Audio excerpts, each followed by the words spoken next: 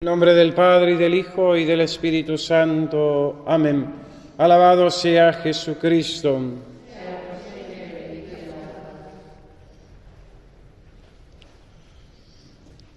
Acabamos de escuchar esa escena terrible que cada vez que acontece en la vida, pues lógicamente se nos estremece el corazón cuando una madre pierde a su hijo.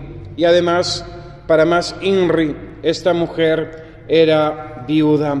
Se queda sola y además desconsolada, totalmente apenada ante la muerte de su hijo. Este joven que sale para ser enterrado, que lo llevan para ser enterrado, es imagen del hombre en pecado. No somos capaces, no llegamos a comprender la gravedad que tiene el pecado en nuestras almas. Como aparentemente no surgen efectos, vamos a decir, inmediatos cada vez que cometemos un pecado mortal, no somos capaces de comprender, de entender la gravedad que esto tiene y la verdadera desgracia que causa en el alma, una verdadera muerte espiritual que conduce, si no se escucha la voz de Dios, si no hay arrepentimiento, si no se vuelve mediante la contrición a pedir perdón a Dios, conduce a la muerte eterna. Es interesante considerar que todo pecado es una aversión y ofensa a Dios nuestro Señor. Muchas personas piensan que hay pecados mortales que, como no van directamente contra Dios, ni aparentemente hay en nuestros sentimientos o en nuestros afectos un desacato a Dios ni un desafecto a Él, pues esas acciones malas, a lo mejor fruto de la debilidad, de la torpeza, no son pecados, o por lo menos no son tan graves como la Iglesia y la doctrina católica nos enseña. Pero lógicamente esto no es así. La moral tiene una objetividad y esta objetividad ha de ser, vamos a decir, lo que nosotros tengamos en cuenta, no lo que nuestras apreciaciones subjetivas nos puedan parecer o dejar de parecer, porque en este sentido nuestro criterio subjetivo, pues lógicamente puede estar inducido por el error o puede inducirnos al mismo error.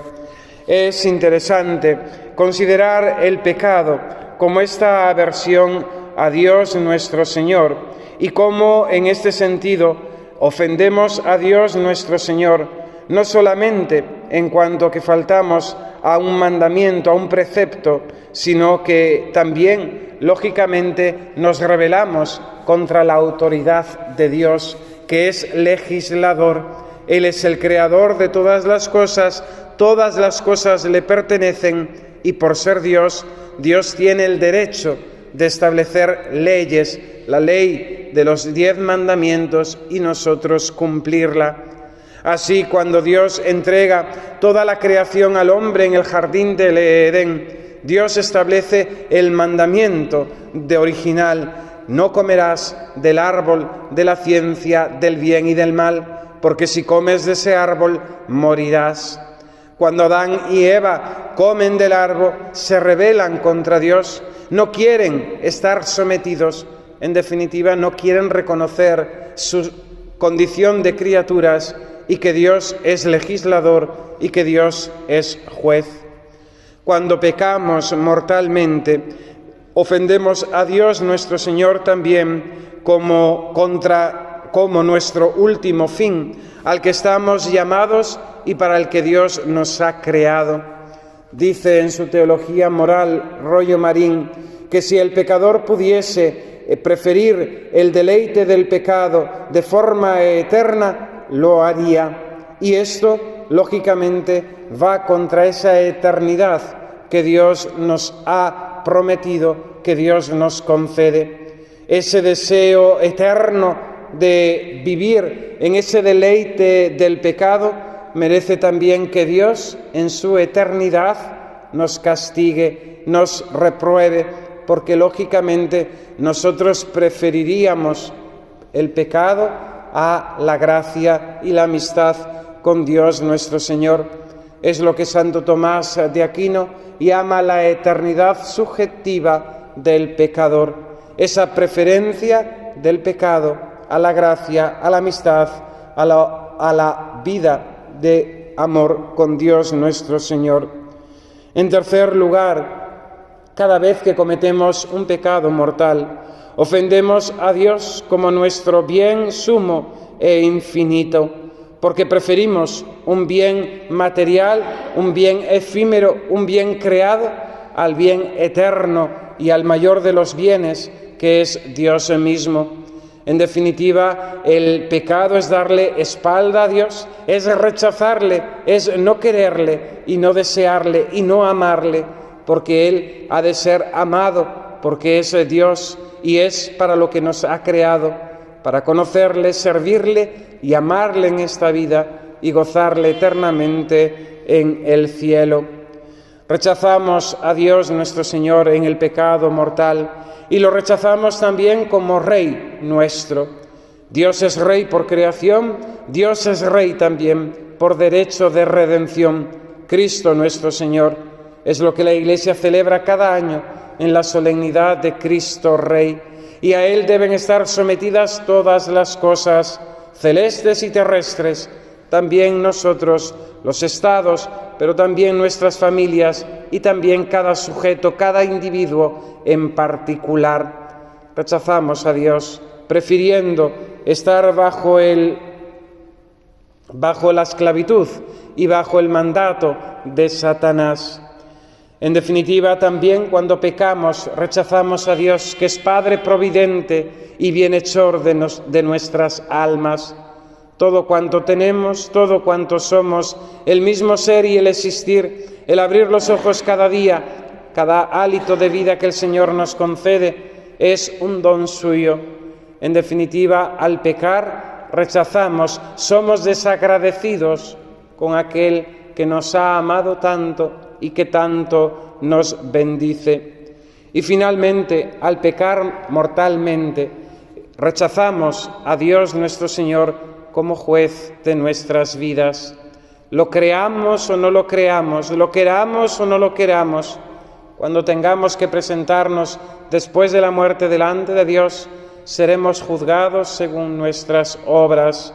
Y esto para todos los hombres, y esto también para cada uno de nosotros.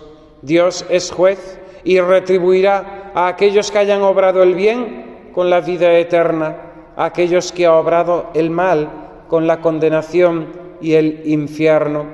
Y esto es así, lo queramos o no lo queramos, lo creamos o no lo creamos, porque Dios lo ha revelado, se lo ha entregado la Iglesia, y la Iglesia así nos lo enseña.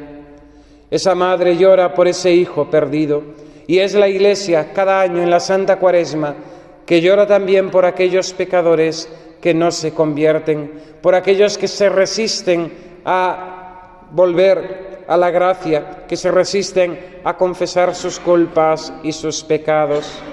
Hermosísimo era el texto de la epístola, y ese tesón, esa terquedad de aquella mujer para que Eliseo mismo en persona fuese a resucitar a su hijo. Es imagen también de aquella otra mujer, Santa Mónica, que insistentemente buscó la conversión de su hijo Agustín, por activa y por pasiva, trabajando, persiguiéndole, acudiendo a San Ambrosio, rezando y llorando, consiguió que su hijo finalmente se convirtiera.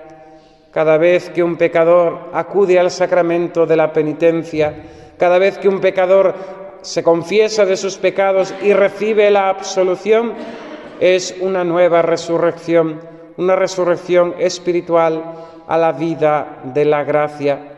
Tengamos nosotros estos sentimientos que la liturgia quiere infundir hoy en nosotros, como la Virgen Santísima en Fátima, cuando le pidió a los niños: rezad, ofreced sacrificios por los pobres pecadores, van al infierno porque no hay nadie que rece por ellos. Tengamos nosotros también esa compasión, y si nosotros tenemos la desgracia de ofender a Dios, acudamos rápidamente al sacramento de la penitencia para ser revivificados, para resucitar en el orden espiritual, en el orden de la gracia. Que así sea. En el nombre del